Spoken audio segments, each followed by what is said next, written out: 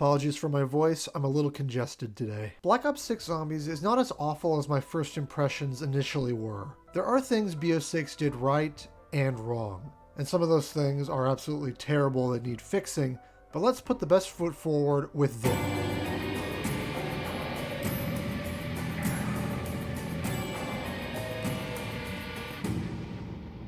The number one thing BO6 has done right is the augment system. With as many options for customization, unlike the tiers from Cold War, once you upgrade them, you can't just have all active at once. The fact that you have to choose wisely on which one you want for your perks, abilities, or ammo mods is a good thing. There's limitations. Which brings us to the next good thing. Scarcity is back. You are not nearly as overpowered as you were in Cold War. With how expensive ammo is, how zombies don't drop it anymore, you have to be particular in what you spend your points on. A small quality of life improvement that really adds to this game is the ability to contribute to buying a door. You can choose to pay half and another one of your teammates can pay the other half. This literally solves the issue of arguing who needs to buy the first door. The Wonder Fizz has been nerfed. Now it's been pushed back 10 whole rounds. So instead of getting it on round 15, you now get it on round 25. Which, by doing this on Liberty Falls, for example, prevents you from having all the perks too soon and getting rid of progression. The fact the salvage system has been combined into one type, like it was in Vanguard, is a very big positive. Having two in Cold War just overcomplicated the system and led to far less green salvage in later rounds. A simple quality of life improvement is when you already have a double points or an insta-kill power-up active and pick up another, it adds to the existing timer, which is such a tiny change, but it makes the timed power-ups that you can spawn not feel like you wasted them when another immediately drops. The fact that you can earn gobblegums by just playing. As of now, no predatory microtransactions whatsoever, so that's a good change to the system. Another surprisingly good thing is Liberty Falls. The layout of this map is actually quite good to facilitate 4 people training around. The fast travels work well, and the map flows quite good. I'm very happy with how this map plays for the most part. And you know, I gotta rep my boy, the jet gun. Oh, how amazing this thing is. They 100% took one of the worst wonder weapons and made it so much better. You can sprint with it, it stuns bosses, and it doesn't break anymore. It's a fantastic reintroduction of a classic wonder weapon. Another really great thing is the boss fight on Terminus. It has got to be, personally, my favorite boss fight in all of COD Zombies. I think mechanically, it is fantastic, and it was a lot of fun to do. And going off of that, right after the boss fight, we get probably the best cutscene I have seen in a long time. The cutscene that confirms that Vanguard and Chaos are still canon and that we are going after the Sentinel artifact. The revelation that Chaos and Vanguard are in the same timeline as this is actually something that I talked about and predicted in a past video, and I am so happy that the story is going in this direction. I am legitimately excited for DLC 1. And another good thing revolving around the Easter egg is the fact that you can continue to play after you complete it. I have been waiting for this feature to return since World War II. Thank you. The last major good, which is kind of a bad too, is the difficulty. The game is much more involved than Cold War or Modern Warfare Zombies, for example. Points and ammo management is something that actually matters again, which is a step in the right direction. But it leads to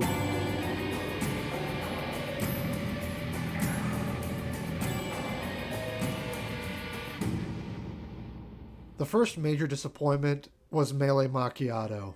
I was really looking forward to this perk, but it's genuinely terrible. Without any augments, it's nearly worthless, and stops being a one-hit kill on round 21. And it's such a slow and cumbersome ability. Unlike good melee upgrades of the past, this one is so incredibly delayed. And not delayed as in after you hit a zombie, you can't hit again. When you press the melee button, it takes a good half second before it activates. And afterwards, it still has a long recovery time. The range is bad, the perk is just worthless without any upgrades, which defeats the purpose of using it to make it better, so it's impossible to use it in its base form. 100% the worst perk in the game. Okay, so I'm sorry, while I was editing and gathering footage for this section, I've come to the realization that even with the increased damage augment that I painstakingly took many matches to unlock, this thing is only increased to a one-shot until round 26. Literally a 4-round difference. This perk is awful. And coming off the bad melee perk is the fact that melee kills in this game give you less points than headshots. This absolutely brain-dead decision baffles me. It's like the devs truly didn't understand why things were made the way they were with the old point system.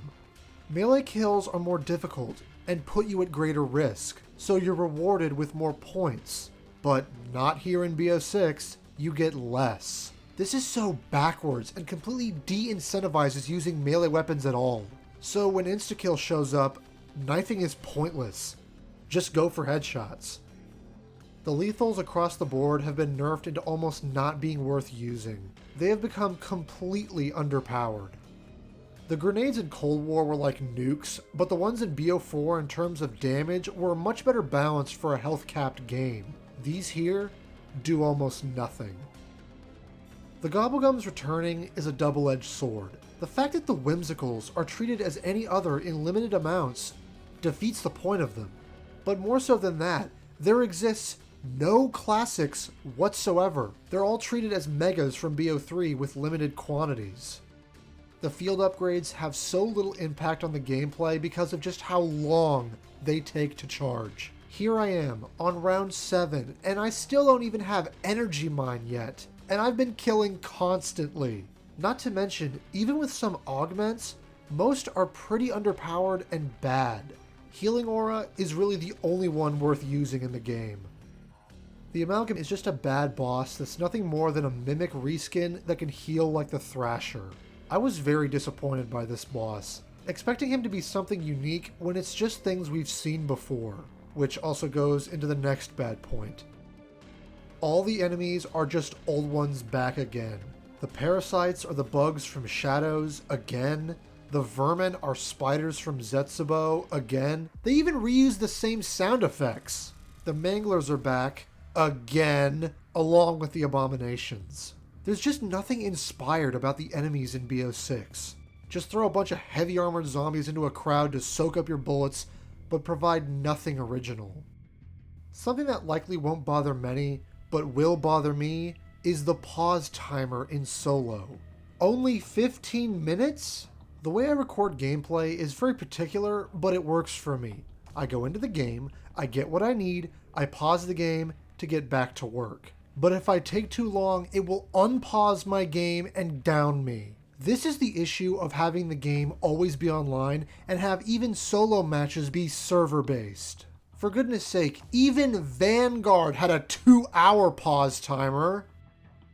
One of the big things they advertised as a selling point was a set crew. But these characters' dialogue and map interaction is so minimal, they basically feel just like operators. The lines are so few and far between, their frequency is no more than in Cold War, and after one match of getting to round 30, you'll have heard almost every line they have to say. I'm very let down by this. Just go back to BO1 and compare how frequently the characters talked and reacted to things, and then play BO6. It's like night and day. It doesn't help that these characters have almost none of the charm as the set crews of older maps, and they really aren't much of a set crew at all when everyone in a public match can just play as any random operator anyways. Going on to the subject of public matches, the menu in BO6 Zombies is somehow minimal and convoluted. It's extremely clunky, and there isn't even an option for private matches. You have to search for a game and then set squad fill to off, just like it's Warzone. Speaking of Warzone, plating. In Zombies. In round-based maps. The absolute dilution of every single mode in Call of Duty into Warzone has now been fully realized. None of the game modes have their own identity. It's all been homogenized into this one system that doesn't fit the modes it's changed. Armor never belonged in zombies, but having to manually plate every time you take damage is just more tedious busy work added to the gameplay. Here's where we get back to the difficulty, which is both good and bad. The guns in this game don't feel strong at all. Even Pack 3 golden level weapons feel incredibly underpowered, but in a way that does add challenge back to the game. So on one hand, yes, I appreciate it, but when ammo is just too expensive to buy and zombies give you less points than ever, sunken cost fallacy shows up. Why would you bother swapping out the weapon you have now for another that may be purple or gold out of the box when you'll have to spend the exorbitant amount of points to pack them anyways? Another reason why bringing back the rarity system, but making it underpowered, was a mistake. The game does have a lot of bad things about it, but these things are nothing compared to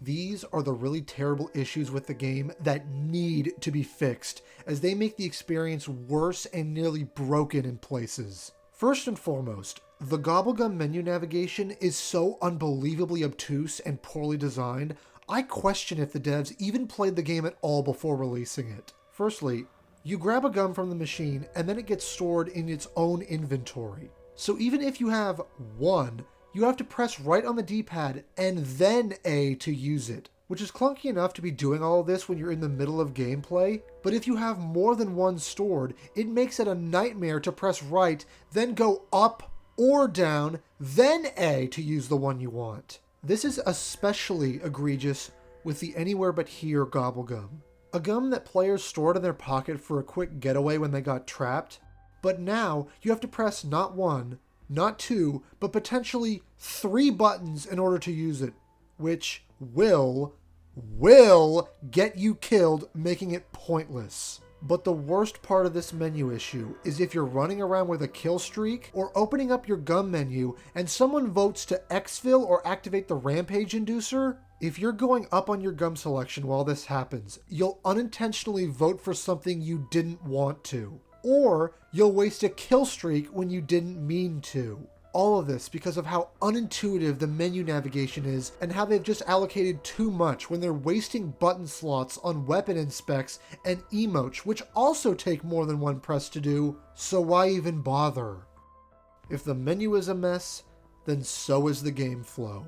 If you're seemingly having trouble with BO6 zombies and don't know what the problem is, it might be due to the fact that because we're in the MWZ engine, there's more than 24 zombies on the map at any given time. Which what this does is break the game flow on these round-based maps. You're having so many zombies constantly spawn at you from every angle possible, constantly. There's no flow at all. It's just spamming a mess of zombies at you. And this leads to issues of trying to hit the box and not being able to pick things up when you get trapped, and especially not being able to revive teammates. Training up a full horde is so much more impossible now because of just how many can spawn in at a time.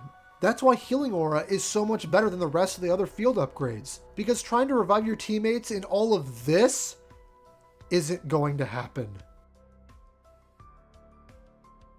Having reused enemies is one thing, but bringing them back and making them worse is another. They completely broke the abomination in this game. Way too much health. They never seem to open their mouths, and they spawn so many at once. This is a terrible enemy that when it spawns in at the beginning of a round, it'll be there until the very end, as that's the only time you'll be able to focus on killing it when there's nothing else left. But that's just indicative of the biggest issue with this game, and the one thing above all that needs to be fixed. The Mangler spam. This enemy sucks. It's obnoxious and doesn't fit in either of the maps it's on. But because it's on both maps, the game is all the worse for it. They can take forever to kill with certain weapons. They spawn in constantly. There's no cap on how many can spawn, so yes, you can literally have a full-on firing squad of Manglers. And running away from them isn't even an option because they will despawn and spawn ahead of where you're going. so they'll then shoot you as you're running into them, knocking you out of where you were running in the first place with their stupid homing projectiles you can't dodge. This enemy has to go. It's outstayed its welcome. It's ruining high rounds, and it just destroys any sense of game flow when training and is in every part of the game so far. Hell, even 2 of the zombies' abilities you pick up are manglers. You have their arm cannon and the injection that just turns you into one. Enough is enough. This game needs a whistling style patch where it reduces the number of these things that can spawn in, because as it sits, they are the biggest and worst aspect of this game's zombies.